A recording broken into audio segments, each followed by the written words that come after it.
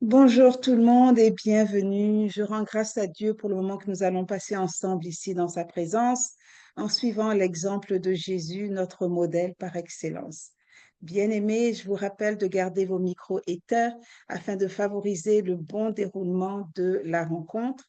Seules les personnes qui ont la parole pourront ouvrir leur microphone. Si vous activez votre micro sans que l'on vous donne la parole, nous devrons vous retirer de la rencontre pour en assurer le bon déroulement. Je vous remercie d'avance pour votre collaboration. Pour la fonction chat, vous pouvez l'utiliser pour communiquer avec les administratrices et nous vous inviterons à l'utiliser pendant la conférence à un moment bien donné. Sachez que nous enregistrons cette conférence et que nous la publierons sur notre canal YouTube. La diapo 2, s'il vous plaît. Prions. Seigneur, je bénis ton nom pour tous les étudiants, toutes les étudiantes de l'Institut des leaders chrétiens et toutes les personnes présentes qui vont se joindre à nous. Je te prie, mon Dieu, de te souvenir de chaque personne connectée ou non, de bénir l'œuvre de leurs mains, de les soutenir dans leurs études, dans leur ministère, dans leur foyer, dans leur vie, de te rappeler de l'œuvre de leur foi, du travail de leur charité et de la fermeté de leur espérance en notre Seigneur Jésus-Christ. Bien-aimés, que la grâce et la paix vous soient accordées au nom de Jésus-Christ. Amen. Shalom, shalom à tous. La prochaine diapo va nous donner un aperçu de ce qui va se passer aujourd'hui. J'ai le privilège de travailler avec deux femmes formidables qui sont des servantes du Seigneur, des dirigeantes au service de la communauté et des étudiantes à l'Institut des leaders chrétiens. Je vous présente Maman Chéliel. Maman Chéliel, faites un signe de la main. Et ma sœur Gilles. Voilà, Maman Chéliel est directrice adjointe, responsable de l'engagement et des groupes WhatsApp, et la sœur Gilles est assistante de la directrice adjointe, engagement et groupe WhatsApp. Je tiens aussi à préciser la collaboration de notre évangéliste Maman Sarah. Si vous pouvez faire un signe, Maman Sarah nous a aidés, a été très, très, très utile pour préparer cette rencontre d'aujourd'hui. Et malheureusement, elle va rester en sourdine, mais je tiens à préciser sa collaboration. Dans un monde où l'on valorise la réussite personnelle, le pouvoir et les privilèges, le message de l'Évangile nous invite à une posture radicalement différente, mes bien-aimés, celle du service. Jésus, le roi des rois, n'est pas venu pour être servi, nous le savons tous, mais pour servir et donner sa vie en rançon pour beaucoup, comme nous le dit Matthieu 20, 28. Il a donné sa vie pour vous et moi, frères et sœurs, chacun d'entre nous ici avons reçu la vie éternelle grâce à Jésus. Servir, c'est choisir l'humilité plutôt que l'ambition, le don de soi plutôt que la recherche d'avantages. Servir, c'est répondre à l'appel divin de mettre nos dons, notre temps, notre énergie au service des autres, sans attendre quoi que ce soit en retour. Ce thème nous pousse à réfléchir. Sommes-nous des serviteurs selon le cœur de Dieu ou cherchons-nous à tirer profit de notre position, de nos relations ou de notre ministère? Le but de la conférence aujourd'hui, c'est de répondre à cette question et nous allons commencer par une activité pour en apprendre un peu plus les uns sur les autres. Alors, je vous propose l'activité brise-glace à la diapo 5 et c'est une occasion pour nous de nous présenter par écrit en inscrivant dans le chat votre prénom, votre nom, quel est votre statut à l'Institut des leaders chrétiens ou pas, et quelle est votre perspective sur le leadership serviteur. Qu'est-ce que ça veut dire pour vous lorsque vous entendez le thème servir et non se servir? Donc, voici un exemple. Je m'appelle Naomi Bambara. Je suis graduée du Christian Leaders Institute où j'ai obtenu mon baccalauréat en théologie. Je suis maintenant la directrice internationale de l'Institut des leaders chrétiens. Et pour moi, servir et non se servir veut dire être disciple de Jésus en renonçant à moi-même et en m'occupant des intérêts de Dieu plus que des miens. Alors, je vais m'arrêter là et je vais vous inviter à écrire votre prénom, votre nom, votre statut à l'ILC et ce que le thème veut dire pour vous. Allez-y. Utilisez le chat, s'il vous plaît.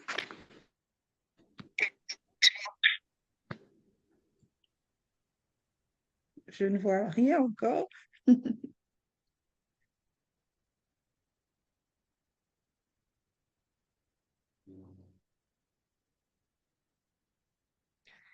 J'attends de voir une personne qui va écrire dans le chat son prénom, son nom de famille, son statut, soit que vous êtes étudiant ou vous ne l'êtes pas, et ce que veut dire le thème pour vous. Restez en sourdine, s'il vous plaît, et écrivez dans le chat.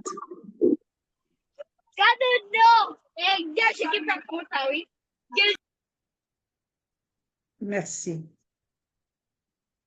Restez en sourdine, bien-aimés. N'allumez pas votre micro, s'il vous plaît. Nous serons obligés de vous retirer.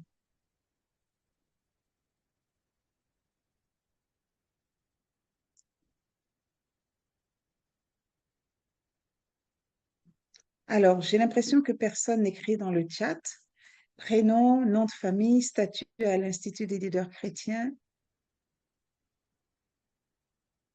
Oui, frère aimé, je vous écoute. Vous avez la main levée? L'autre a désactivé le chat. Le chat est désactivé. Oh, Oui. bon. Bon, désolé pour ça. Je ne crois pas qu'il soit désactivé parce que vous pouvez communiquer avec les administratrices qui peuvent lire. Bon, d'accord. Alors peut-être que vous pouvez vous présenter verbalement puisque vous êtes là. Au lieu de le faire par écrit, je vais demander à quelques personnes de se présenter verbalement. Frère Aimé, allez-y, présentez-vous. D'accord. Gloire au Seigneur pour sa grâce. Moi, je suis Aimé Barkwende de Kistava. Étudiant à l'ILC ou pas? Oui, étudiant, même si je n'ai pas encore terminé les cours fondamentaux. Oh, il faut finir Fondation chrétienne 1 et 2. OK. D'accord, il n'y Qu'est-ce a que pas de ça veut souci. dire pour vous, servir et non se servir?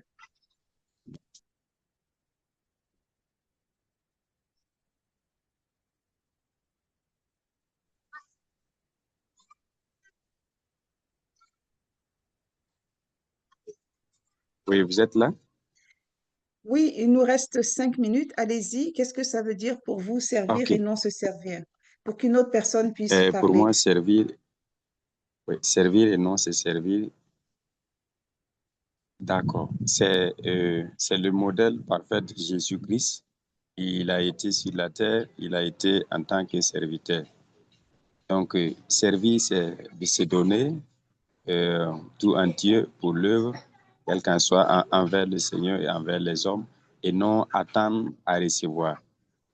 Amen. Merci beaucoup. Merci. Merci beaucoup. Je vois que Olens, mon destin, étudiant, être serviteur de Dieu par rapport aux autres. Merci beaucoup. Donc, la fonction chat semble marcher. Si les uns et les autres veulent bien écrire leur nom, prénom et ce que ça veut dire pour vous, servir et non se servir. Il nous reste 4 minutes et ensuite on va avancer. Je peux prendre encore une ou deux personnes, s'il vous plaît. Manassé Togo, allez-y, à vous la parole. Bonjour. Bonjour. Qu'est-ce que ça veut Pour dire pour moi, vous être serviteur? je suis Manasseh Togo, étudiant à ILC. Bienvenue. Pour moi, servir, c'est se mettre à la disposition des autres afin de répondre à leurs besoins, Amen. et non de Merci. profiter des autres. Exact. Merci beaucoup. Soyez Merci. bénis. Amen. Merci. Ah, je vois que le chat marche. J'ai vu mon frère John d'ici, étudiant à l'ILC, servir ses données pour les autres. Merci, mon frère Jean. Merci, ma sœur Yenga. Je vous aime. Merci d'être là. Merci beaucoup, frère Benjamin Kassongo a dit qu'il est étudiant aussi à l'ILC et évangéliste. Pour lui, servir et non se servir, c'est travailler pour les intérêts de Jésus-Christ et non ses propres intérêts. Bravo, merci beaucoup. Pour notre sœur Esther Ndiaye, elle est conseillère d'orientation à l'ILC, étudiante aussi. Pour elle, servir et non se servir, c'est mettre ses dons, ses compétences, son temps et son cœur au profit des autres dans l'amour et l'humilité. Excellente définition. Merci beaucoup. Je vais essayer de lire les autres. Yav Tzadok, étudiant à l'ILC, servir cette esclave pour l'avancement des autres. Waouh! Bravo. Christian Kaloumé, étudiant certifié en fondation théologique. Bravo, pastoral. Nadia Ponté, bonjour ma sœur Nadia. Servir, c'est une étudiante aussi et une servante. Servir, c'est œuvrer pour gagner les âmes pour Jésus, aider les autres à connaître Jésus. Et c'est une grande évangéliste, donc elle sait de quoi elle parle. Kakou, Ange, Roméo, bienvenue. J'ai fini ma formation à ILC depuis 2021. Servir, c'est mettre en place l'intérêt de Dieu dans le service et pas le nôtre. Bravo, je crois qu'on sait tous de quoi on parle. Révérend pasteur Philippe Nkoy, étudiant à l'ILC, sa vision est d'inspirer au modèle de Jésus-Christ. Merci. Alfred Boubou, étudiant à l'ILC, servir, c'est opter ce que Christ a fait et donner pour les autres. Merci. Je vois pas bien le nom. Kalouma Moussa, servir, c'est se sacrifier pour les autres, son temps et sa vie. Frère fidèle, un vrai serviteur de Dieu et responsable de la traduction. Tous les textes que vous voyez en français, c'est l'équipe de frères fidèles qui les traduit, mais j'arrive pas à lire. Voilà, il est directeur adjoint responsable de la traduction et de la révision de texte. Pour lui, servir, c'est se mettre au service du royaume de Dieu, servir les autres sans attendre de rémunération. C'est exactement ça. Et je vais lire le dernier de frère Lutonadio Oswald, étudiant à l'ILC. Bonjour mon frère. Pour lui, servir, c'est se mettre au service des autres pour répondre à leurs besoins. Merci. Donc, je vous invite tous à lire, tous et toutes à lire ce qui est inscrit. On va continuer avec la présentation. Donc, merci pour votre collaboration. Je vous invite à lire les réponses des uns et des autres et à être inspiré par tout ce qui est écrit. Donc, maintenant, on va avancer. Nous allons aborder la question du thème maintenant, servir et non se servir, en 3 temps. Tout d'abord, Maman Chélienne nous parlera du leadership serviteur et des fondements bibliques du leadership. Ensuite, notre sœur Gilles nous dira comment éviter les pièges liés au leadership et surtout comment rester humble. Et je poursuivrai avec des conseils pour incarner le leadership au quotidien et comment appliquer le leadership serviteur dans l'Église locale, des outils concrets.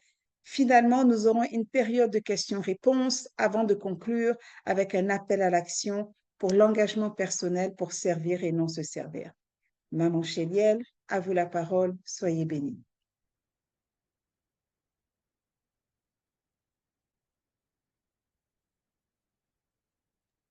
Amen, amen, amen. Merci beaucoup. Merci, Maman Naomi. Merci et bonjour, bonjour, frères et sœurs. Soyez bénis.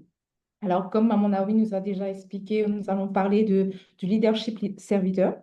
Donc, déjà, qu'est-ce que le leadership serviteur? Donc, vraiment, c'est une approche profondément humaine et éthique du leadership qui place le service aux autres au cœur de l'action du leader. Voici un aperçu complet de ce concept. Alors, nous allons au diapo 7, le leadership serviteur. Voilà, nous voyons que les origines du leadership serviteur, c'est le concept leadership serviteur qui a été développé par Robert Greenleaf dans les années 1970, notamment dans son essai The Servant as Leader. Et le concept est aussi inspiré par le roman Le Voyage en Orient de Hermann Hesse, où le véritable leader est celui qui sert les autres. Également, les principaux fondamentaux d'un leader serviteur se distinguent par tout d'abord l'écoute active et l'empathie. Il comprend les besoins de son équipe et crée un climat de confiance. Le développement des individus, il aide ses collaborateurs à grandir personnellement et professionnellement. La vision à long terme, donc il conceptualise des projets durables qui servent l'organisation et la communauté. Donc, la responsabilité éthique, il agit avec intégrité, transparence et sens du devoir. Donc, l'influence par la persuasion, donc il inspire plutôt que d'imposer. Également, le serviteur leadership a beaucoup de retombées positives.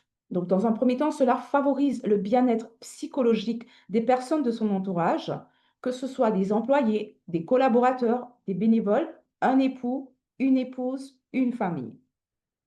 Il renforce également la cohésion d'équipe et l'engagement organisationnel, familial ou familial, l'Église et même la communauté. Donc, le leader-serviteur permet de réduire les risques d'épuisement professionnel ou de fatigue. On voit malheureusement trop de pasteurs, servantes et disciples découragés. Donc, pour finir, le leadership serviteur crée une culture de confiance et de collaboration. Cependant, je tiens à préciser que le leadership serviteur peut être moins efficace dans deux cas. Le premier cas est les situations de crise, donc qui nécessitent des décisions rapides et autoritaires. Lorsque vous devez être décisif, ce style de leadership n'est pas approprié. Ensuite, dans les environnements très hiérarchisés ou militaires, où l'ordre prime sur la collaboration. Donc, il faut honorer l'autorité et s'y soumettre.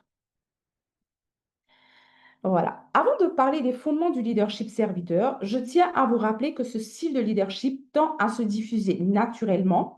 Les membres de l'équipe inspirés par le leader serviteur deviennent eux-mêmes des leaders serviteurs, créant un cercle vertueux de responsabilité morale et sociale.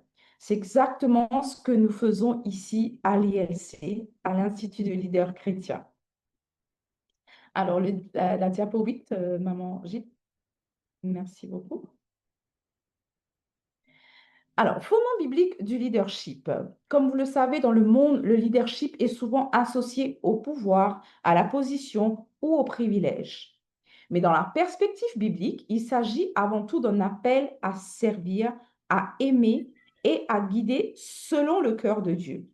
Jésus lui-même a redéfini les standards du leadership en plaçant l'humilité, l'obéissance et l'amour au centre. Donc, nous allons découvrir ensemble les fondements bibliques qui éclairent notre manière de diriger et d'influencer. Alors, pouvons-nous avancer dans la diapo 9, ma sœur? Merci. Fondements bibliques Diapo du 9. leadership. Diapo 9. Revenez à la diapo 9, maman Gilles.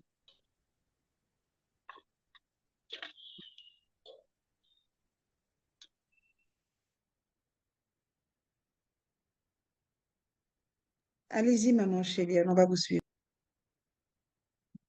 Alors, le leadership est avant tout, le leadership est un service. Donc, Jésus renverse les normes du pouvoir. Le vrai leader est celui qui sert les autres avec humilité. Dans Marc 9, verset 35, nous voyons que si quelqu'un veut être le premier, il sera le dernier de tous et le serviteur de tous. Le deuxième point également que nous voyons, l'humilité comme posture centrale. Donc, le leadership biblique commence par une posture de cœur, de dépouiller de soi-même pour élever les autres. Ayez en vous les sentiments qui étaient en Jésus-Christ. Il s'est humilié lui-même, se rendant obéissant jusqu'à la mort. Donc, Philippiens 2, versets 5 à 8. Troisièmement, nous voyons aussi faire la volonté de Dieu. Un leader biblique ne poursuit pas ses propres ambitions, mais cherche à accomplir le dessein divin. Donc, comme dans le livre de Jean 4, verset 34, là où Jésus dit « Ma nourriture est de faire la volonté de celui qui m'a envoyé ». Nous voyons également l'autorité partagée. Le leadership n'est pas une possession exclusive. Il se transmet, il forme, il équipe. Jésus, ayant assemblé les 12, leur donna force et pouvoir. Donc, dans le livre de Luc 9, verset 1. Également, nous voyons la parole comme fondation. Le leader doit être enraciné dans la parole, non seulement pour enseigner, mais pour se transformer lui-même. Donc, nous voyons dans Josué 1, verset 8, où la Bible nous dit que ce livre de la loi ne s'éloigne point de ta bouche. Médite-le jour et nuit pour agir fidèlement selon tout ce qui est écrit, car c'est alors que tu auras du succès dans tes entreprises. C'est alors que tu réussiras. Un sixième point que nous voyons, c'est influencer avec intégrité. La Bible enseigne que le leadership ne repose pas sur la position, mais sur l'impact spirituel et moral. Donc, dans 1 Timothée 4, verset 12, ça dit « Montre-toi un modèle pour les fidèles, en parole, en conduite, en charité, en foi et en pureté. » Et bien sûr, pour finir, j'aimerais que vous reteniez ce qui suit, bien-aimés. Être leader en Christ, c'est marcher chaque jour dans ses traces, en mettant nos dons, notre temps et notre vie au service des autres. C'est accepter de s'effacer pour que Christ soit vu et glorifié.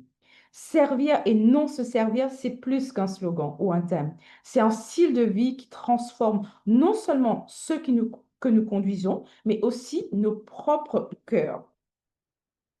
Donc, après avoir vu les fondements bibliques du leadership, il est important de réaliser que même les leaders animés des meilleures intentions ne sont pas à l'abri des pièges. Donc, si les fondements sont le socle sur lequel nous construisons, les pièges représentent aussi les fissures qui peuvent fragiliser tout l'édifice. Le connaître et les savoir, c'est protéger non seulement notre ministère, mais aussi notre témoignage et notre relation avec Dieu. Donc, je passe à la parole à ma sœur Gilles pour vous en dire plus, comment éviter les pièges liés au leadership et comment rester humble. Donc, à vous, ma sœur Gilles. Merci beaucoup, Maman Cheyelle, pour cet enseignement riche qui nous rappelle encore l'exemple parfait de Jésus-Christ. Lui qui est venu pour servir et non pour être servi. Shalom bien-aimé dans le Seigneur. Vous savez, même avec les meilleures intentions, le leadership peut parfois cacher des pièges subtils. Ces pièges, s'ils ne sont pas discernés, peuvent freiner la mission, fragiliser nos relations et même ralentir notre croissance spirituelle. Aujourd'hui, j'aimerais qu'ensemble, nous regardions 3 de ces pièges fréquents et que nous voyions à la lumière de la parole de Dieu comment les éviter pour rester des leaders selon le cœur du Christ. Le premier piège est le déficit d'écoute ou le manque de réceptivité. Certaines personnes en position de leadership n'écoutent pas et se comportent comme si elles savaient tout. Mais ce piège n'est pas sans conséquence. La première conséquence est la perte de confiance. Les membres de l'équipe peuvent se sentir ignorés, sous-estimés ou méprisés. Cela crée un climat de méfiance où les gens hésitent à s'exprimer ou à s'engager pleinement. La seconde conséquence est l'isolement. Un leader qui n'écoute pas se coupe de la réalité et risque de prendre des décisions déconnectées des besoins. L'isolement mène à l'erreur. La troisième conséquence est la tension et les conflits. Effectivement, le déficit d'écoute qui ferme la porte à la compréhension mutuelle entraîne des tensions, des conflits, des frustrations et des malentendus. Les gens ont besoin d'être entendus pour se sentir respectés et valorisés. Alors, face à ce risque, la solution biblique est simple et puissante. Un bon leader ne dirige pas seulement avec sa voix, mais aussi avec ses oreilles et son cœur. L'écoute est un acte de service, un signe de maturité et une porte vers la sagesse. Un leader qui sert obéit à la parole de Dieu et se souvient de l'enseignement de Jacques 1, 19, que tout homme soit prompt à écouter, lent à parler, lent à se mettre en colère. Finalement, un bon leader, selon Proverbe 19, verset 20, écoute les conseils et reçoit l'instruction. Voyons maintenant un deuxième piège qui guette tout leader, l'injustice relationnelle, ou si vous voulez, le défaut d'équité. L'injustice dans le leadership n'est pas seulement une faute morale, c'est une bombe à retardement pour toute organisation, communauté, relation ou ministère. L'impact de ce piège est clair. L'injustice conduit à la perte de crédibilité. Un leader perçu comme injuste perd son autorité morale. Même s'il est compétent, les gens auront du mal à lui faire confiance et à respecter ses décisions.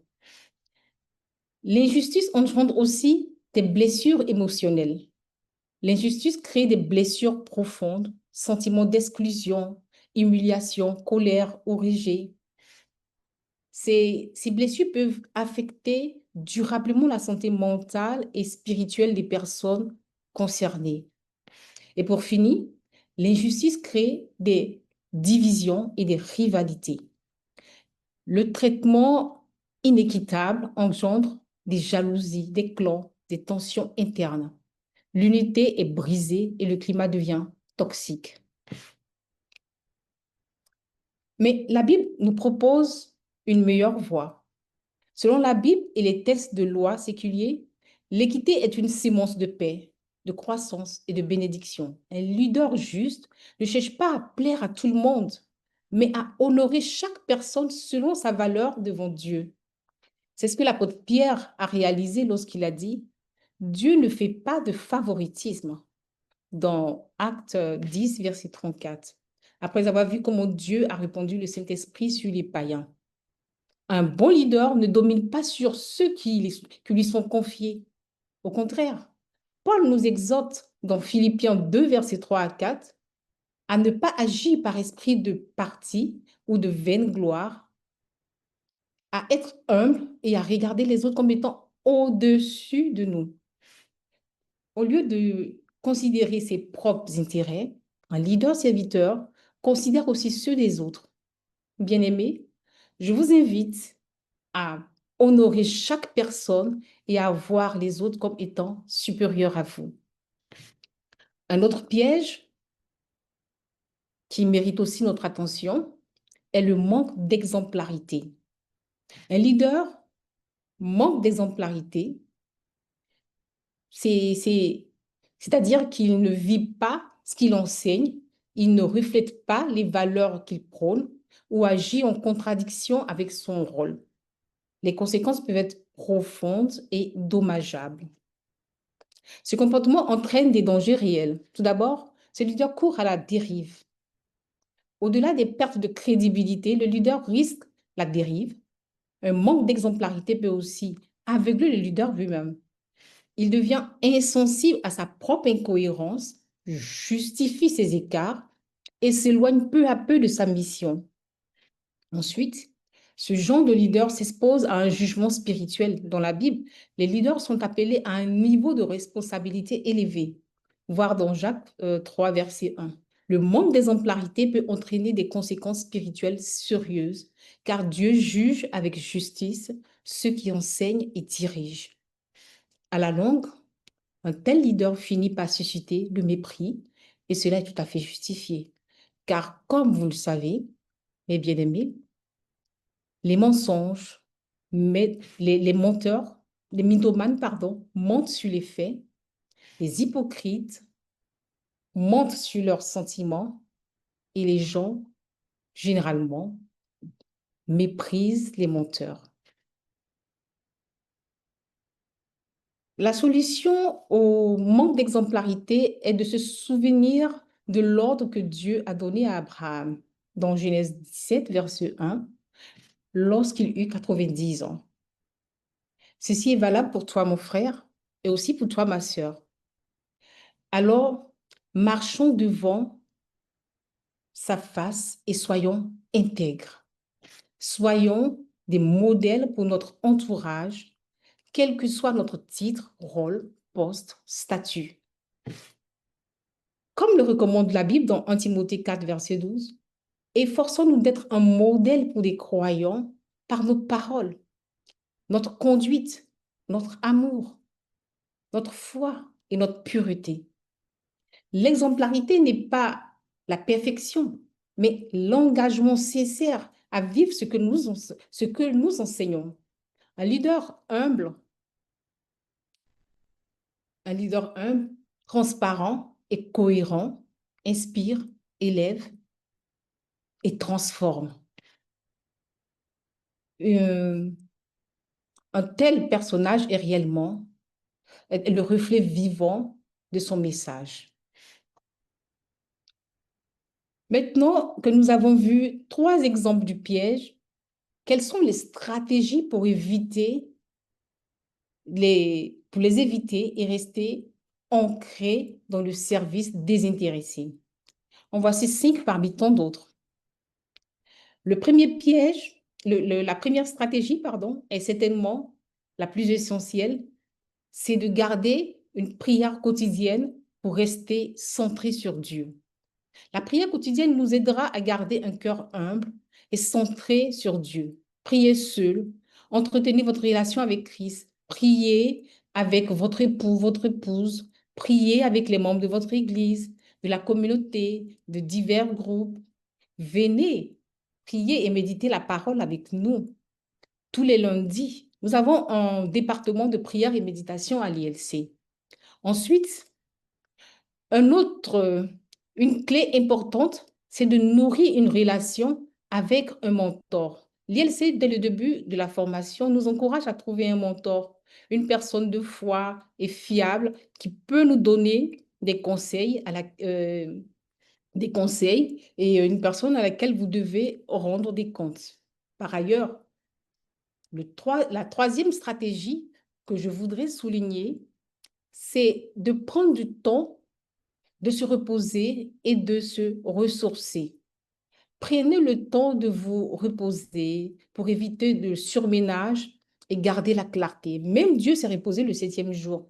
Vous avez besoin de vous retirer de temps en temps pour vous couper, pour vous occuper de vous-même et vous recharger. Comme vous éteignez votre cellulaire, soyez également au repos régulièrement. Une quatrième stratégie tout aussi nécessaire, c'est de renouveler nos connaissances grâce à la formation continue. Prenez le temps de lire, d'apprendre et de vous remettre en question. Vous grandirez intérieurement et aurez plus à offrir. Enfin, la 5e stratégie, c'est de prendre régulièrement du recul et d'accepter des retours honnêtes pour évaluer notre leadership. Demandez à votre femme ou à votre mari de vous dire comment vous améliorer. En effet, ils sont votre prochain, ils sont vos prochains, les plus proches, et ils vous voient être. Ils sont les mieux placés pour vous dire honnêtement comment ne pas être. Pour finir, un leader qui sert selon le cœur de Dieu ne se mesure pas à la hauteur de sa position, mais à la profondeur de son humilité, à sa fidélité dans des petites choses. Si nous voulons éviter les pièges, restons enracinés dans la parole du Christ, soyons attentifs à notre cœur et soyons dépendants du Saint-Esprit. C'est ainsi que nous serons des leaders qui servent et non qui se servent. Nous avons vu combien il est essentiel d'éviter certains pièges du leadership. Mais pour aller plus loin, il nous faut aussi bâtir sur une base solide, l'humilité. Sans elle, il est difficile de rester aligné avec le modèle de Christ. Voyons ensemble comment la cultiver au quotidien.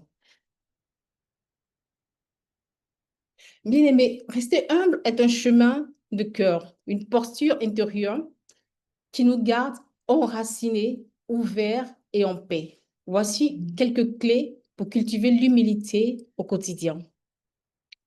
La première clé que j'aimerais partager avec vous est de nous inspirer de Jésus et de reconnaître notre dépendance envers Dieu. Jésus est le modèle parfait d'humilité. Bien qu'il soit Dieu, il s'est fait serviteur, obéissant jusqu'à la mort. Nous voyons dans Philippiens 2, versets 5 à 8. Méditer sur sa vie nous aide à recentrer notre cœur et à marcher dans ses pas. L'humilité commence par admettre que nous ne sommes pas autosuffisants. Rappelons-nous que tout don, toute capacité, toute bénédiction vient de Dieu. En voyant dans Jacques 1, verset 17. Prions sincèrement en demandant à Dieu de nous protéger de l'orgueil, car c'est la caractéristique du diable. Proverbe 16, verset 18. L'arrogance précède la ruine et l'orgueil précède la chute. Ensuite, la deuxième clé, c'est d'accepter les critiques et les corrections avec un cœur ouvert. Proverbe 15, verset 31-32. L'oreille attentive est aux réprimandes qui mènent à la vie, fait son séjour au milieu des sages.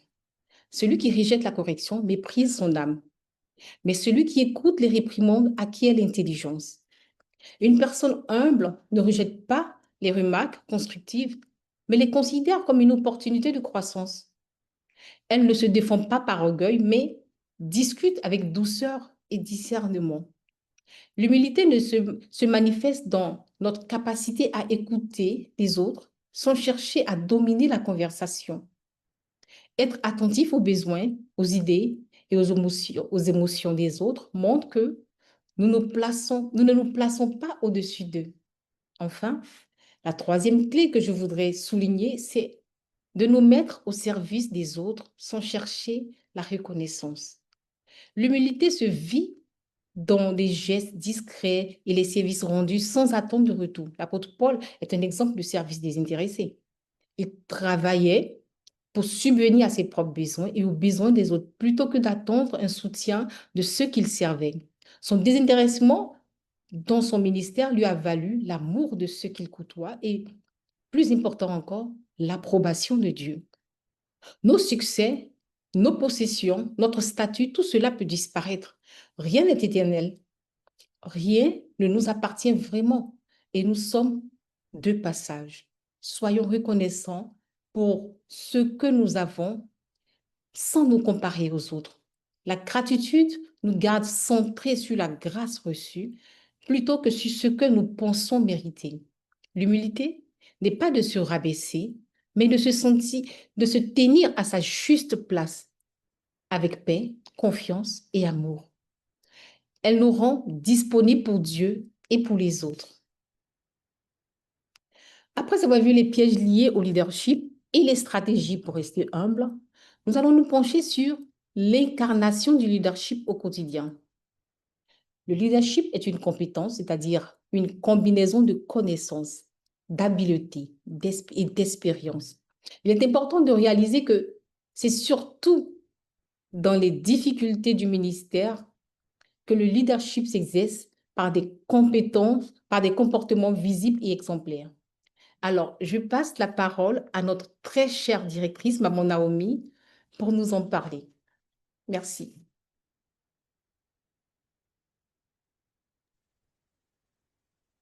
Merci, ma chère sœur Gilles. Merci aussi d'avoir pris le relais, Maman Chéliel, et on continue avec notre présentation. Bien-aimé, incarner le leadership serviteur au quotidien, c'est très, très, très important. Soyez abondamment bénis, vous tous qui êtes là et qui êtes restés jusqu'à présent, et je prie que nous soyons vraiment petits à nos propres yeux et que le Seigneur demeure grand en nous. Shalom encore, bien-aimés. C'est un privilège de partager la parole avec vous aujourd'hui. Et la Bible nous dit dans Hébreux 10, 24, de veiller les uns sur les autres afin de nous inciter à la charité et aux bonnes œuvres. C'est intéressant parce que c'est exactement le verset que ma sœur Yenga a utilisé quand nous avons prié lundi ensemble. Et c'est ce que maman Sarah, maman Chéliel et ma sœur Gilles continuent à faire tous les jours et particulièrement aujourd'hui, et je vais suivre leur exemple. Incitons-nous aux bonnes œuvres. Comme vous en doutez certainement, incarner le leadership serviteur au quotidien, c'est un défi, mais c'est aussi une occasion d'honorer celui qui a fait de nous ses esclaves, Jésus-Christ. Je vous invite à prendre vos Bibles et à lire avec moi 1 Timothée 3, 1 à 12. C'est un peu long, mais je crois que ça en vaut la peine. 1 Timothée 3, versets 1 à 12. La personne qui aspire à être un dirigeant dans l'Église, une dirigeante dans l'Église, désire une belle tâche. Il faut qu'elle soit irréprochable, mari fidèle à sa femme ou femme fidèle à son mari, modérée, réfléchie et vivant de façon convenable. Cette personne doit être hospitalière et capable d'enseigner. Elle ne doit ni boire à l'excès, ni aimer les querelles, mais au contraire, elle doit être aimable, pacifique et désintéressée. Elle doit bien diriger sa famille et maintenir ses enfants dans l'obéissance en toute dignité. Car comment une personne qui ne dirige pas bien sa famille serait-elle qualifiée pour prendre soin de l'Église de Dieu? Que ce ne soit pas une personne convertie de fraîche date, de peur qu'elle se laisse aveugler par l'orgueil et tombe sous la même condamnation que le diable. Enfin, cette personne doit aussi jouir d'une bonne réputation parmi ceux qui ne font pas partie de la famille de Dieu, afin de ne pas s'exposer au mépris public et de ne pas tomber dans les pièges du diable. Il en va de même pour les diacres. Ils doivent inspirer le respect, qu'ils soient des hommes de parole, sans penchant pour la boisson ni pour le gain malhonnête. Ils doivent garder avec bonne conscience la vérité révélée de la foi. Il faut qu'eux aussi soient soumis à un examen. Ensuite, si on n'a rien à leur reprocher, ils accompliront leur service. Il en va de même pour les diaconesses. Elles doivent inspirer le respect, qu'elles ne soient pas médisantes, qu'elles fassent preuve de modération et soient dignes de confiance dans tous les domaines. Que les diacres soient des maris fidèles, que les diaconesses soient des maris fidèles, des femmes fidèles, si je peux ajouter, qu'ils assument bien leurs responsabilités à l'égard de leurs enfants, de leur famille, car ceux qui remplissent bien leur ministère acquièrent une situation respectée et une grande assurance dans la foi en Jésus-Christ, parole du Seigneur. Incarner le leadership serviteur au quotidien, c'est faire du service une manière d'être, pas juste une fonction. C'est dans les petites choses, les gestes discrets, les paroles bienveillantes que ce type de leadership prend vie. Dans 1 Timothée 3, 1 à 12 qu'on vient de lire, nous donne une idée de ce qu'un leader serviteur digne de ce nom doit être. La diapo 16 nous parle de comment on continue avec ce leadership serviteur et je vais vous proposer des attitudes à cultiver chaque jour pour servir et non se servir dans notre couple, notre famille, notre communauté, au travail et dans la société en général. Tout d'abord, cultivons l'humilité. Ne cherchons pas à briller, mes bien-aimés. Ne cherchons pas à dominer. Même au cours d'une conversation, ne dominons pas, n'interrompons pas les autres. Au contraire, valorisons-les. Reconnaissons nos limites et apprenons des autres. En plus, soyons disponibles et de façon sincère. Ça ne sert à rien de jouer à la personne qui est tellement occupée qu'elle est injoignable. Soyons accessibles, prenons le temps pour les membres de l'Église, de la communauté, même quand c'est imprévu ou dérangeant. Servir, c'est chercher à ne pas être servi. Prononçons des paroles de bienveillance. La Bible nous dit que notre douceur doit être connue de tous. Est-ce que c'est le cas pour vous? Ou bien est-ce que vous aimez quand les gens ont peur de vous? Mon frère, ma sœur, apprenons à parler avec douceur, à encourager et à corriger avec amour. Évitons de juger trop hâtivement. Bien-aimés, montrons l'exemple et soyons discrets. Montrons l'exemple par nos actes. Soyons ponctuels. Merci à tous ceux et toutes celles qui étaient ponctuels aujourd'hui. Votre temps n'est pas plus important que celui des autres. N'insistez pas pour qu'on vous attende et que tous les yeux soient fixés sur vous quand vous faites votre entrée, comme si vous étiez Jésus à son arrivée dans Jérusalem sur un ânon. En fait, vous ne devriez même pas vous voir comme l'ânon. Vous devriez vous voir comme les vêtements qui étaient jetés par terre et sur lesquels l'ânon a marché. Et Jésus était sur l'ânon. Ses pieds n'ont pas touché les vêtements. C'est comme ça que nous devons nous voir.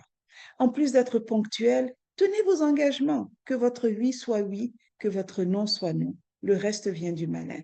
Priez régulièrement et ne vous plaignez pas. Finalement, cultivez la gratitude et la reconnaissance. Dites merci aux autres pour leur service, même pour les tâches invisibles. Cela crée une culture d'honneur.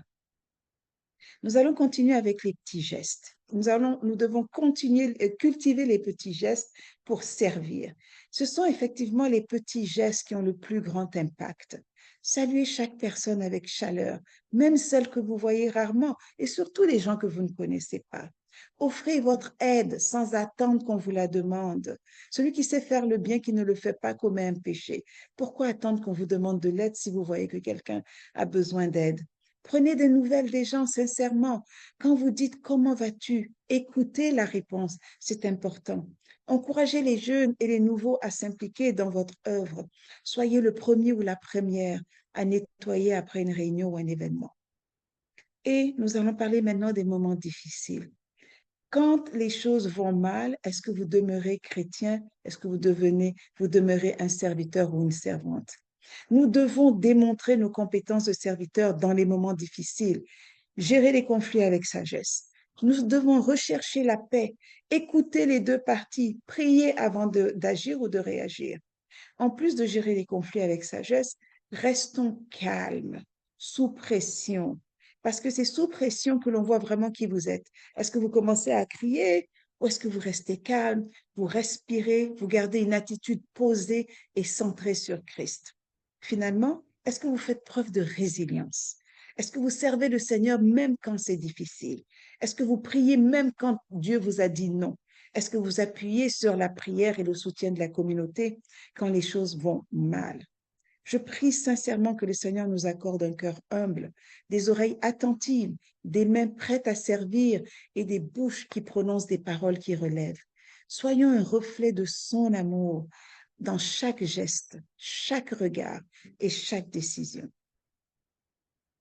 Maintenant, au niveau de l'Église locale, comme vous l'avez compris, le leadership serviteur, c'est l'amour du prochain. Dans un contexte d'église locale, il ne s'agit pas simplement de diriger, mais de servir pour élever les autres, comme plusieurs d'entre vous l'ont écrit. Le secret de l'élévation, c'est de s'abaisser devant l'autre, comme nous le confirme Matthieu 23, 11, le plus grand parmi nous sera notre serviteur, ou le plus grand parmi vous sera votre serviteur. Voici quelques principes pour aimer avec un grand A, comme j'aime à le dire, en servant. Tout d'abord, il faut mettre Christ au centre. Le leader serviteur suit l'exemple de Jésus. Il est venu pour servir, il a servi. C'est indéniable. En plus de donner la première place à Jésus, il faut savoir écouter activement, prendre le temps d'écouter les besoins, les préoccupations, les idées des membres de l'Église. Cela crée un climat de confiance et de respect.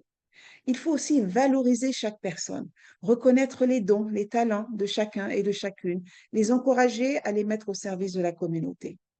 Avant de finir, il faut favoriser la croissance spirituelle. Le leader, serviteur, guide les autres pas à pas dans une maturité spirituelle. Il les accompagne, prie avec eux, prie pour eux et les forme. Pour finir, il faut prendre soin des plus vulnérables, être attentif aux personnes isolées, les personnes en difficulté, les personnes marginalisées et leur offrir un soutien concret et spirituel. Vous savez, toutes ces choses, bien-aimés, vous les savez, mettez-les en pratique régulièrement et que tout le monde vous voit les mettre en pratique. Je vous offre quelques actions concrètes, quelques outils concrets. Alors, par exemple, vous pouvez créer une culture de service. Organiser régulièrement des activités comme on fait ici aujourd'hui et comme on va le faire peut-être au mois de février avec deux de mes bien-aimés qui sont ici. Ils ne m'ont pas donné la confirmation, donc je ne vais pas leur dire leur nom, mais organisons régulièrement des activités pour nous inciter à l'excellence et ça va permettre aux membres de servir ensemble. Des conférences, des séminaires, rendons visite aux malades, aidons avec de l'argent, avec des dons alimentaires, un soutien scolaire quand c'est nécessaire. Il faut aussi former des leaders à l'humilité, proposer des formations ou des études bibliques comme celle-ci sur le thème de leadership serviteur en nous appuyant sur des passages bibliques comme Marc 10, 45 ou Jean 13 que je vais vous laisser lire. En plus de cela, nous devons encourager la délégation. Nous ne pouvons pas tout faire, mes bien-aimés, mais apprenons à responsabiliser les autres. Faisons leur confiance et formons-les pour les accompagner dans leur rôle. Finalement, évaluons-nous régulièrement. Demandez des retours honnêtes sur la manière dont votre leadership est vécu à la maison, dans l'Église, dans la communauté, et ajustez-vous en conséquence. Nous le faisons régulièrement avec les bien-aimés. Donc, j'espère que l'exhortation d'aujourd'hui vous a été utile et je prie que le Saint-Esprit nous aide tous, en commençant par moi, à être des modèles dans la foi et dans la charité, en nous rappelant comment servir comme Jésus-Christ, avec dévouement et surtout sans rien attendre en retour par pure charité chrétienne. C'est un acte d'amour. Alors, on arrive à la période des questions et des réponses et j'espère que vous allez pouvoir participer verbalement cette fois-ci ou poser des questions dans le chat. Donc, je vous invite à poser des questions par écrit. On pourra les lire ou alors lever la main et poser la question et nous allons répondre avec l'aide de mes sœurs qui sont ici. Surtout s'il y a du bruit autour de vous, abstenez-vous, n'allumez pas, n'ouvrez pas votre micro s'il y a du bruit autour de vous. Au contraire, écrivez dans le chat et on fera tout pour répondre à vos questions. Merci. Alors, est-ce que vous avez des questions? Peut-être qu'on peut arrêter le partage de l'écran pour qu'on voit les gens poser les questions, puis on remettra l'écran plus tard. Merci, ma sœur Chéliel, vous êtes formidable. Question, quelqu'un a levé la main? Mon frère Banao ou ma sœur Banao? Allez-y, posez la question. Est-ce Bonsoir, que c'était pour madame. poser? Allez-y, bonsoir. Que le Seigneur vous bénisse pour votre brillante présentation qui Oh, m'a que le nom beaucoup du fait du Seigneur bien. soit glorifié. Amen. Alors, ma question est relative au leadership. Mm. En réalité, que doit-on faire lorsque nous sommes sous la responsabilité d'un leader qui ne respecte pas certaines caractéristiques, c'est-à-dire qui n'écoute pas, ça c'est un, qui n'est pas prêt à être disponible, qui ne prononce pas des paroles de bienveillance, qui ne fait pas preuve d'exemplarité. Étant donné que nous sommes chrétiens, c'est généralement au niveau de l'Église que souvent on voit ce genre de comportement. On ne peut pas aller au travers de ce que la Bible a dit. Maintenant, quel conseil vous pouvez nous donner pour pouvoir d'abord encadrer ce genre de personnes-là et comment agir en face, lorsque nous sommes en face d'eux? Merci bien, madame. Merci pour la question, elle est très pertinente. Qu'est-ce que la Bible nous demande? Les deux premiers commandements, les deux plus grands commandements, c'est aime Dieu de tout ton cœur, de toute ton âme, de toute ta force. Et le deuxième, aime ton prochain comme toi-même. Ce leader qui n'a pas encore compris l'importance de suivre Christ, d'être disciple, de renoncer à lui-même, priez pour cette personne. J'ai des témoignages, je rentrerai, si je rentre dedans, on ne va pas en finir. Mais ce que Dieu m'a appris, c'est que c'est plus important de prier pour quelqu'un que de lui parler. Vous pouvez essayer de parler à la personne. Vous pouvez essayer de donner de la rétroaction, même anonymement. Mais si vous savez que la personne ne va pas écouter, mettez-vous à genoux, priez, intercédez. Et n'intercédez pas pour que la personne change. Priez pour que la personne goûte l'amour de Dieu. Il n'y a pas de plus grande transformation. Priez pour que la personne rencontre un mentor qui a une autorité et qui est une personne que la personne respecte. Priez pour que Dieu trouve une façon de parler au cœur de cette personne, de parler à son intelligence et de l'exposer à son amour. Il n'y a que l'amour de Dieu qui peut nous transformer. Vous savez, si vous avez compris, c'est une grâce. Nous qui avons compris, c'est une grâce. Alors, ayons pitié de ceux qui n'ont pas compris, amenons-les devant le trône de la grâce pour qu'ils obtiennent miséricorde et grâce. Notre devoir, c'est de nous inciter à l'excellence les uns les autres, de nous inciter à faire le bien. Et cette incitation commence par la prière. Et vous allez voir que cette personne va être transformée, elle va commencer à écouter, elle va être disponible, elle va être gentille, elle va être exemplaire, grâce à vos prières. Je le crois et vous donnerai le témoignage. Merci. Frère Christ Foucault, vous avez la main levée? Allez-y.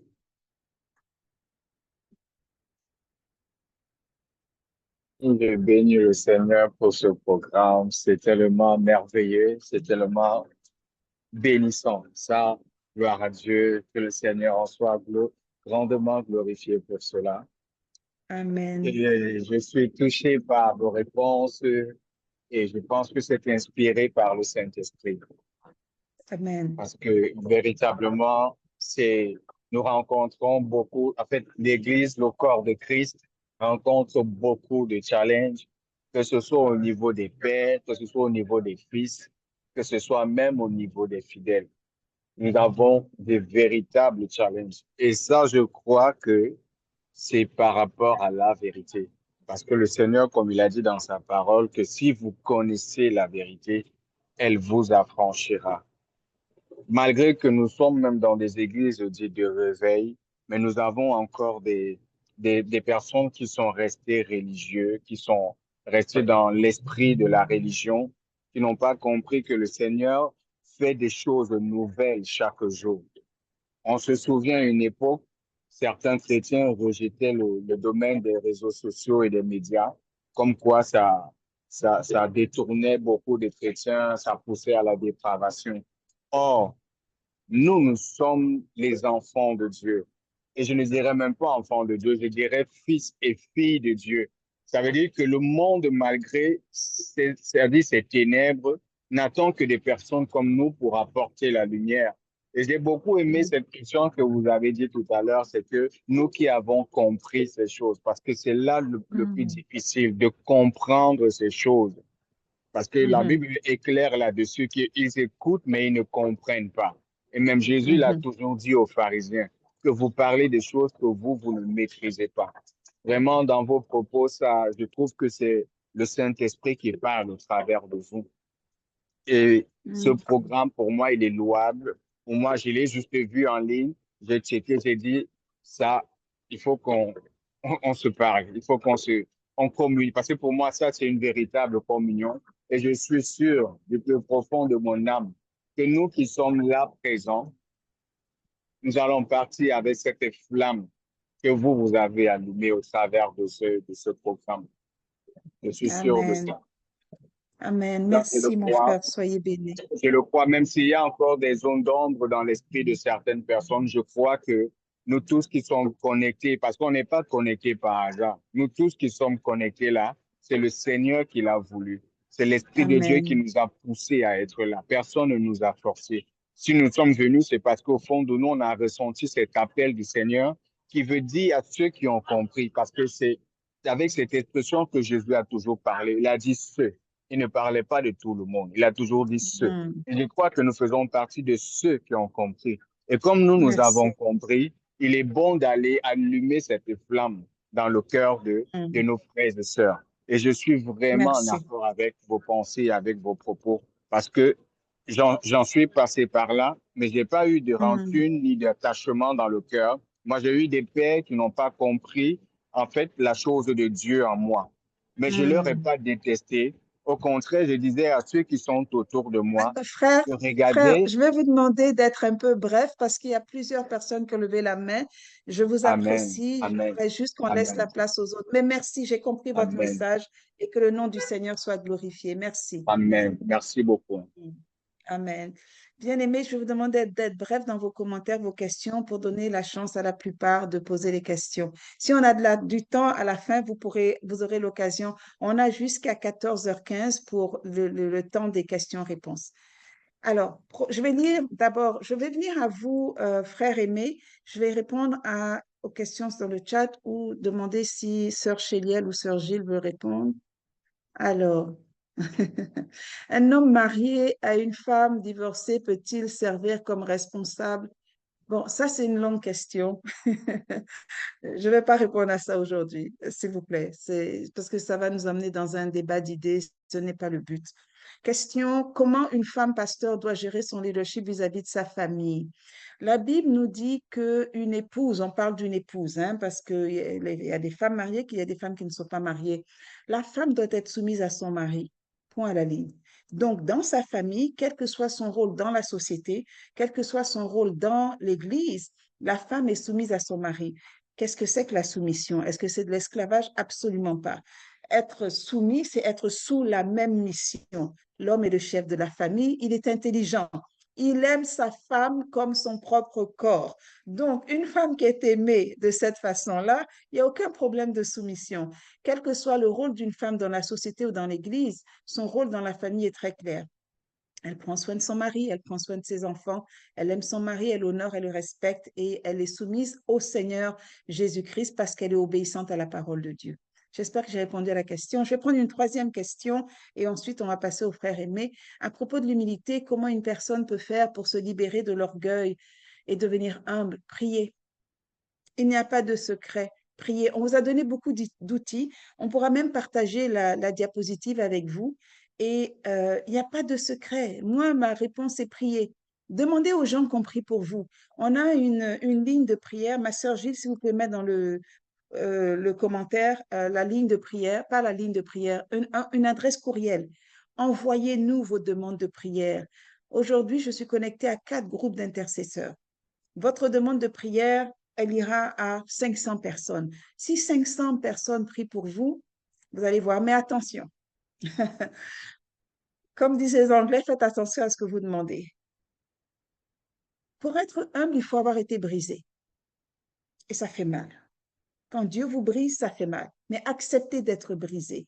Ça veut dire que vous allez vivre des situations où vous allez vous sentir humilié. Restez par terre. Priez. N'essayez pas de vous relever comme si Dieu vous a fait du mal. Non, non, non. Vous voulez être humble, vous allez être brisé. Acceptez. Ça veut dire que quand vous allez voir des occasions de briller, vous allez mettre bas la terre. Quand les gens vont vouloir vous élever, vous donner toute la gloire, vous allez dire, oh, que toute la gloire est à Jésus. Vous n'accepterez pas d'être honoré, vous n'accepterez pas d'être mis de l'avant. Vous avez vos compétences, vous avez vos talents, mais vous allez toujours donner la première place à Dieu. Et s'il vous brise, c'est pour votre bien. Acceptez. Je vous souhaite d'être brisé parce que ça va vous aider à être élevé. Alors, je vais venir au frère Aimé, s'il vous plaît. Allez-y, posez la question et je retournerai au chat après. D'accord, vraiment, merci beaucoup pour cette bien exposé. Ma question concerne le leader local de façon Le concrète dans la leader, je n'ai pas compris. pratique Oui, oui, au niveau de l'église locale. oui, Oui. ok. Qu'est-ce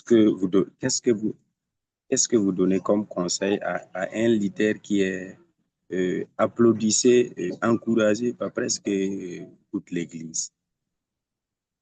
Mais il est applaudi et encouragé par rapport à quoi? Oui, Est-ce qu'il fait du bon par travail? rapport à, oui, je dirais oui, par rapport à son engagement. Voilà, parce que je vois que, bon, il est bien vrai qu'on soit applaudi, qu'on soit encouragé, mais pendant ces temps que tout le monde est avec toi, qu'est-ce que vous conseillez à cette personne? Si Dieu vous permet d'être élevé, c'est pas un péché, c'est pas un défaut, c'est pas une malédiction. Je veux dire, vous avez des compétences, vous avez des talents, ou cette personne a des compétences, des talents que l'Église voit et reconnaît. C'est dangereux parce que la personne pourrait s'enorgueillir et oublier que c'est Dieu qui met en elle le faire et le vouloir et que tout est passager. Donc, ce que je recommanderais à cette personne, c'est de vraiment prier pour être humble. Oui, merci à tout le monde de le reconnaître, de l'applaudir, mais surtout rester humble et donner toute la gloire à Dieu. Si j'ai bien fait et que les gens en bénéficient, gloire à Dieu. Si j'ai mal fait, gloire à Dieu. Est-ce que je peux faire mieux? Certainement. Priez pour cette personne qu'elle soit protégée de l'orgueil. Je pense que notre devoir à chacun, à chacune, c'est de prier pour les autorités, n'est-ce pas?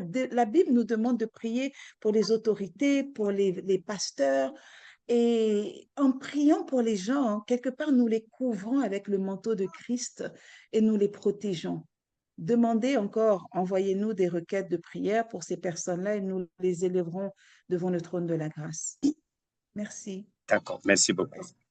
Merci à vous. Est-ce que quelqu'un d'autre a une question? Sinon, je peux aller dans le chat. Frère Yab Sadok. Oh, vous avez baissé la main. Est-ce que vous aviez une question? Allez-y.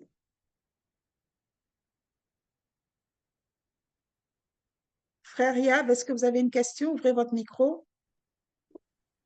Oui, j'en ai une question, merci. Je ne sais pas si vous me Bonjour. recevez. Oui, on vous reçoit. Allez-y. Voilà.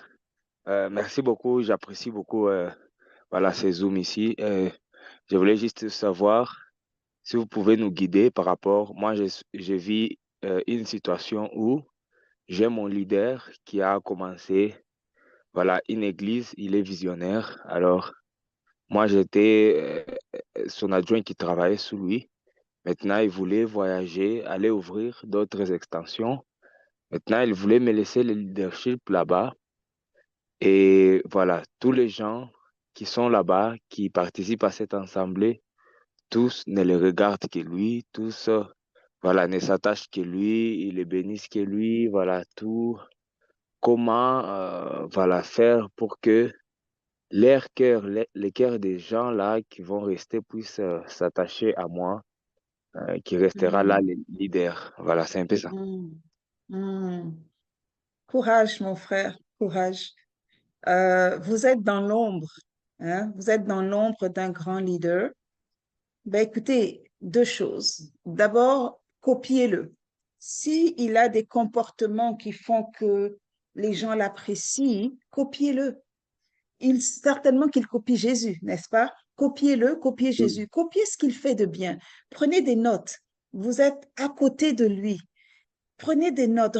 Remarquez ce qu'il fait. Remarquez sa façon d'être et essayez de faire la même chose. Il n'est pas une idole, mais il est un modèle, n'est-ce pas? Et deuxièmement, priez. Moi, mes meilleures idées viennent quand je me mets dans la main de Dieu. Je dis, Seigneur, je n'ai pas envie de réfléchir aux choses qui sont trop intelligentes pour moi. Donne-moi des conseils, donne-moi de la stratégie, donne-moi de la créativité, donne-moi des idées brillantes. Dis-moi comment être. C'est en étant que vous pouvez attirer le cœur des gens vers vous. Vous avez une compétition sérieuse, quelqu'un qui est charismatique. Mais qu'est-ce qui vous dit que vous ne pouvez pas devenir charismatique? Vous n'êtes pas en compétition avec lui, mais vous avez de la compétition. Alors, faites preuve d'humilité, suivez l'exemple du leader, mieux encore, suivez l'exemple de Jésus et associez-vous au Saint-Esprit parce que les gens dans cette communauté ont des besoins. Demandez au Saint-Esprit de vous montrer les besoins et de répondre aux besoins. C'est ça, servir. Identifier un besoin et y répondre. Et si vous arrivez à répondre aux besoins selon ce que le Saint-Esprit va vous demander, petit à petit, les gens vont s'attacher à vous. Mais mon frère, j'aimerais vous donner quand même une parole de précaution. Demandez que les gens soient attachés à Dieu et pas à vous. Parce que vous pouvez tomber. On est tous fragiles, on est tous humains. Demandez que les gens soient attachés à Dieu et que parce qu'ils sont attachés à Dieu, ils vous honorent, ils vous respectent. D'accord, d'accord. Est-ce que j'ai Merci beaucoup. répondu à votre question? Oui, oui, je suis vraiment béni et je souhaiterais que vous Oui. puissiez en organiser encore beaucoup d'autres voilà, conférences de ce genre. Ça sera vraiment bien. Merci beaucoup. Merci. On va en organiser une en décembre et on va parler de l'amour.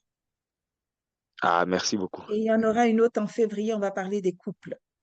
Et même avant de devenir un couple. Donc, Ah, oui, on prévoit de le faire régulièrement et vous allez être informés. Merci. merci. Alors, est-ce qu'il y a d'autres questions? Est-ce que je vais dans le chat? Ma sœur Gilles, sœur Chéliel, est-ce que vous voulez répondre à des questions dans le chat? Non, pour moi, ça va. Je pense que c'est OK, très bien répondu. Et puis, je suis en train de voir aussi. OK. Sœur Gilles, vous voulez que je continue? Oui, s'il vous plaît, maman. OK, merci. Alors, frère Yameogo, merci pour votre exposé enrichissant. Que le Seigneur vous bénisse abondamment. Merci, Amen. Que toute la gloire soit à Dieu. En tant que leader, quelle attitude faut-il avoir envers des personnes qui manquent d'écoute dans un groupe à l'église, au service et dans la société? Comme je l'ai dit, quand quelqu'un manque d'écoute, c'est parce que la personne n'a pas compris. Et moi, j'ai beaucoup de compassion pour les gens qui n'ont pas compris. Si nous avons compris, c'est une grâce. Priez. Priez pour les gens. Souvent, je trouve que et c'est humain. On a tendance à juger. Porter un jugement, c'est pas mauvais. Porter un jugement, c'est pas mauvais. C'est condamner qui est dangereux. Alors, cette personne n'écoute pas, bon, c'est un jugement, c'est une observation. Vous n'avez rien dit de méchant sur elle. Alors, priez pour elle. Demandez la prière pour cette personne et demandez que le Saint-Esprit la touche pour qu'elle apprenne à écouter. Et puis, il y a une différence entre écouter et entendre. On peut entendre, donc cette personne entend, mais peut-être que pour elle, c'est du bruit. Demandez au Seigneur que la personne, au-delà d'entendre, écoute et prête attention aux besoins des autres. La prière, c'est le secret. C'est tellement formidable la prière que si je commence à vous donner les témoignages sur ce que Dieu a fait quand on a prié, on va être ici jusqu'à demain matin. J'ai des témoignages pour en parler pendant 24 heures. Prier, c'est formidable. Dieu touche les gens, le Saint-Esprit transforme. Vous pouvez prier en demandant, moi j'ai 2 prières que je fais souvent, Éphésiens 1, 17, qui dit que, je vais le dire avec précision, et il y a aussi la prière dans Romains qui dit d'être transformé par le renouvellement de l'intelligence. C'est des prières que je fais souvent pour mes enfants quand je vois des comportements un peu bizarres. Et je vous assure que petit à petit, Dieu le fait. Mais j'aime bien Éphésiens 1 parce que c'est beau. Alors, attendez. Oh, je suis en anglais ici. Bon, OK. Je vais aller me mettre en français. Éphésiens 1 à partir du verset 17. 15, pardon. C'est pourquoi moi aussi, ayant entendu parler de votre foi au Seigneur Jésus et de votre charité pour tous les saints, je ne cesse de rendre grâce pour vous, faisant mention de vous dans mes prières. Donc, rendez grâce pour cette personne qui n'entend pas, parce qu'elle a des côtés positifs. Rendez grâce.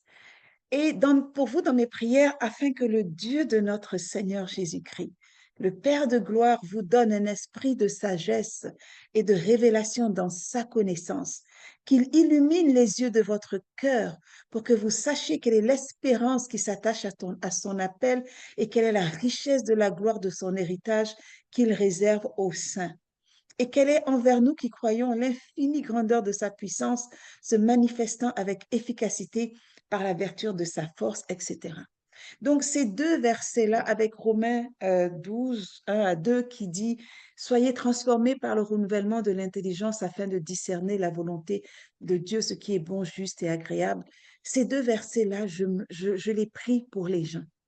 Et je vois des transformations. Je les prie pour moi-même aussi. Je les prie pour moi-même. Et je vois des transformations autour de moi. Bien aimé, il n'y a pas de secret. On ne peut pas manipuler les gens. Il faut prier pour eux, que le Seigneur les amène à la connaissance de qui il est. Quand on a rencontré Jésus, non, la vie change. On n'a plus de temps à perdre avec l'orgueil, comment je dirais, on ne perd plus son temps. On court, on rattrape le temps, on vit pour Jésus et c'est formidable. C'est formidable. Alors, je vois il faut continuer. Mon frère Jean, c'est techno. OK, I see now. Je suis contente d'avoir vu mon frère Jean à la caméra une petite fraction de seconde. On retourne à notre présentation pour finir. Ma sœur Chéliel, s'il vous plaît. Merci à tous pour ce temps. Je ne peux pas répondre à toutes les questions parce qu'il faut qu'on avance. On a une autre petite activité pour vous. Alors, ma sœur Chéliel va partager son écran et on va passer à l'activité. On va garder, je ne sais pas si on pourra garder, si quelqu'un peut copier et coller les questions du chat, puis on va voir si on peut trouver une façon d'y répondre. Alors, merci pour votre temps et l'activité. Donc, là, maintenant, je veux savoir, est-ce que vous avez un engagement personnel? On a parlé de beaucoup de choses et vous avez posé des questions très pertinentes. Je prends pour acquis que vous avez des objectifs spirituels et une vision pour le reste de l'année 2025. Comme a dit notre frère Chris, on n'est pas là par hasard, OK? Nous sommes ici parce que le Saint-Esprit nous a appelés. Et je vous invite maintenant à prendre 5 minutes pour penser à vos objectifs spirituels. Et quelle est votre vision pour les 3 derniers mois, octobre, novembre, décembre? Comment est-ce que vous allez servir? Comment est-ce que vous allez faire preuve d'humilité? Comment est-ce que vous allez éviter d'être servi? On vous a donné des exemples. Donc, je vous invite à prendre peut-être ceux qui vous ont touché le plus ou que le Saint-Esprit vous en inspire. Qu'est-ce que vous allez faire pour vous améliorer s'il y a des domaines dont on a parlé et vous pensez que ça, là, je peux faire mieux? Je vous donne 5 minutes en silence ou si vous voulez parler ou si vous voulez mettre dans le chat, libre à vous. Quel engagement personnel vous allez prendre pour bien servir et mieux servir en octobre, novembre et décembre 2025 et finir l'année en disant « Seigneur, je t'ai servi, je suis un serviteur inutile, certes, mais tu m'avais donné 10 talents, je les ai utilisés. Tu m'en as donné un, je l'ai utilisé. J'arrête de parler, à vous la parole. En chat ou en personne, on n'a que 5 minutes, donc à vous.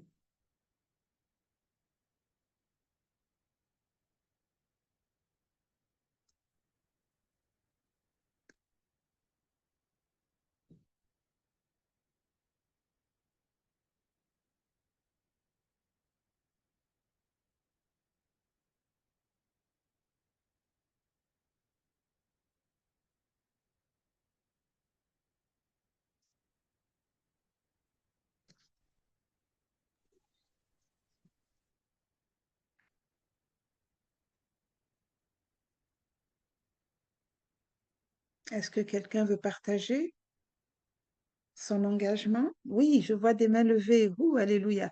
Sylverin, c'est la première main que je vois levée. Allez-y. Ma sœur chérie, peut-être qu'on peut arrêter de partager pendant l'échange, qu'on se voit bien. Allez-y, frère Sylverin, je vous donne 1 minute.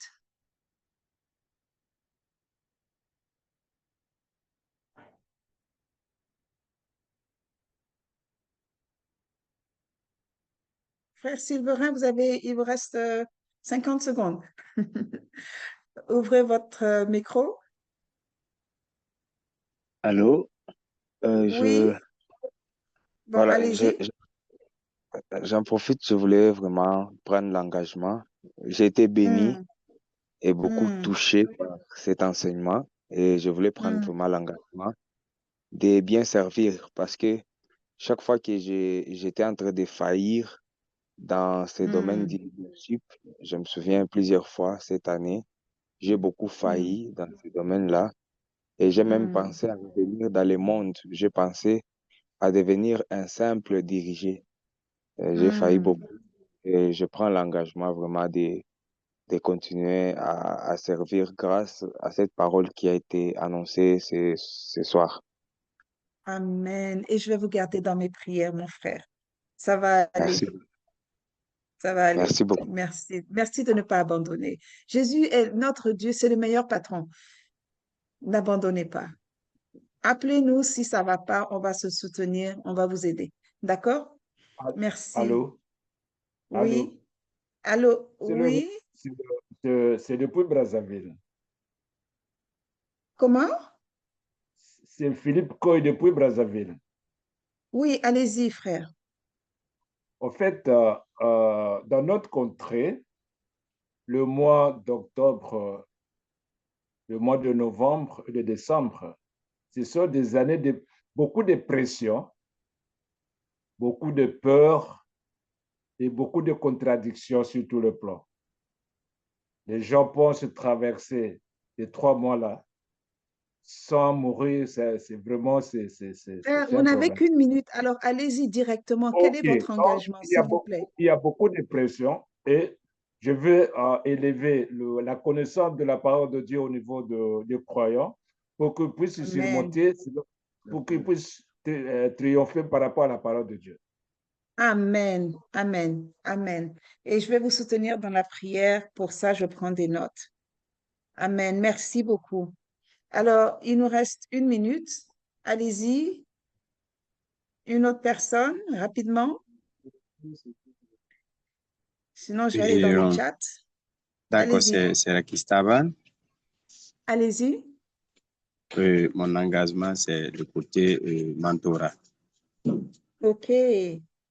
Je voyais que j'ai vraiment peu de gens qui me conseillent et je peux dire que le défaut vient de moi-même. Hmm. Donc, Cherchez avec cette conseil. expo, ouais, donc je vais chercher des leaders au niveau du mandat. Merci bien. Amen. Je prie que le Seigneur vous amène le meilleur mentor du monde. Soyez bénis. Je prends Amen. un dernier Amen. commentaire et on va continuer parce qu'il faut finir à l'heure. Dernier commentaire. Frère Banao, Bonsoir. votre main est levée depuis, mais Bonsoir. vous ne parlez pas. Allez-y. Ok. Bon, je suis vraiment content pour cet enseignement parce que Hmm. je suis à la tête d'une structure où, bon, vraiment, je suis disponible, je prononce des paroles, j'encourage et j'enseigne, je forme. Et malheureusement, je n'ai pas de retour. Et arrivé à un certain moment, bon, ça me décourageait. Je viens de comprendre ce soir que ça ne fait pas partie le découragement ne fait pas partie d'un bon leader. Donc, je peux dire qu'en ce soir, j'ai proscrit une idée qui vraiment me décourageait en temps. Merci beaucoup pour l'information. Amen. Je vais vous soutenir, frère. Prenez courage. Le Seigneur est avec vous, le Saint-Esprit est avec vous. On va prier et ça va aller. Dieu va renverser la situation. Je le crois. Je crois à la prière. Merci. Je vais dire juste un commentaire, 2 commentaires, peut-être 3. Servir par ma disponibilité en prière pour le peuple de Dieu. Amen. Moi, j'aime les intercesseurs. J'intercède moi-même. J'aime ça. Quelqu'un dit, Joseph a dit, je m'engage à servir à la manière de mon Seigneur Jésus en laissant toutes les mauvaises réactions des gens que le diable utilise ou utilisera pour me décourager. Oui, on met les mauvaises interactions de côté. Je m'appuierai sur la prière, la méditation de la parole et la continuité. Que le Seigneur vous assiste dans votre engagement, mon frère. Ça, c'était la sœur Ruth Joseph, excusez-moi. Sœur Ruth Joseph, je reconnais un peu ce nom. Quelqu'un a dit, je m'engage à prendre soin des plus vulnérables dans la prière. Amen. Gloire à Dieu. Et là, j'ai un très long commentaire. La personne va être disponible, va travailler avec zèle, intégrité, excellence. La personne va travailler, servir avec respect. Elle va être utile à l'œuvre de Dieu, fidèle dans les petites choses et remplie de l'amour de Dieu. Elle s'engage devant nous avec confiance au nom de Jésus-Christ. Félicitations. Bravo. En tout cas, prenez le temps d'écrire cet engagement dans votre cellulaire, sur une feuille, et de prier que le Seigneur vous aide avec cet engagement. Parce que c'est facile de dire je vais faire, et sans l'aide de Dieu, ça risque d'être difficile. Et on va vous garder tous en prière pour que chacun d'entre vous puisse vraiment tenir son engagement et vivre l'amour de Dieu à travers le service. Je vous dis, mes bien-aimés, c'est fantastique. Alors, finalement, ma sœur Chédel, c'est bon, je pense qu'on n'a pas besoin de, de la présentation parce qu'il n'y a pas grand-chose. Je veux juste peut-être finir par la prière et puis on va prendre le temps de se dire au revoir et finir à l'heure. Alors, Seigneur, je te remercie pour tout ce que tu as fait aujourd'hui, pour les hommes et les femmes qui ont consacré du temps pour venir écouter ta parole et accepter d'être transformés par le renouvellement de l'intelligence afin de discerner ce qui est juste, ce qui est bon, ce qui est agréable. Donne-nous un esprit de sagesse et d'intelligence et de la connaissance dans ta parole afin que nous sachions qui tu es. Seigneur, remplis nos cœurs de ton amour afin que nous soyons tes imitateurs, que nous nous levions chaque matin en nous posant la question, comment est-ce que je peux servir aujourd'hui? Ouvre nos yeux pour voir les besoins, ouvre nos oreilles pour entendre les besoins, ouvre notre bouche, donne nos capacités, utilise nos bouches et nos capacités pour répondre aux besoins de ton peuple. Les besoins sont immenses, Seigneur. Rends-nous intelligents, rends-nous sages, rends-nous disponibles et disposés à te servir. Nous sommes tes esclaves, fais de nous des disciples, que nous soyons aux pieds, à tes pieds, Jésus, que nous écoutions, que nous aimions ta parole, que nous écoutions ta parole, que nous obéissions à ta parole, que nous soyons à ton service et au service de notre communauté, notre prochain le plus proche et les prochains les plus éloignés, Seigneur. Donne-nous d'aimer ton peuple et de servir ton peuple. Que le Seigneur de la paix vous donne sa paix en tout temps. Que la grâce du Seigneur Jésus-Christ, l'amour de Dieu et la communion du Saint-Esprit soient avec vous tous et avec vous toutes. Que le Seigneur vous bénisse et qu'il vous garde. Que l'Éternel fasse luire sa face sur vous, qu'il vous accorde sa grâce. Et que l'Éternel tourne son visage vers vous et qu'il vous accorde sa paix, son shalom où tout y est et rien ne manque. Au nom de Jésus-Christ. Amen.